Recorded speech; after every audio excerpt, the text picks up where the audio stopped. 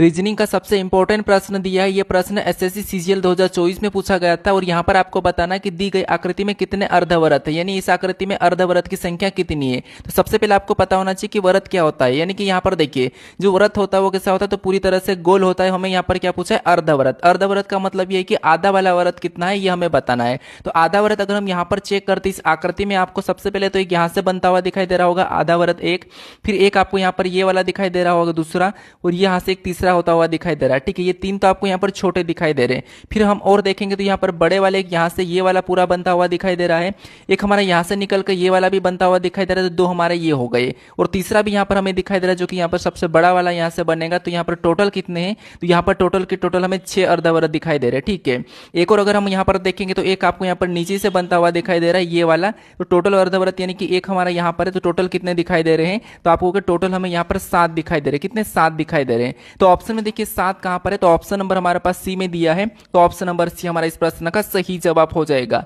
तो ऐसे ही इंपॉर्टेंट प्रश्न के लिए आप इस पेज को फॉलो कर लीजिए।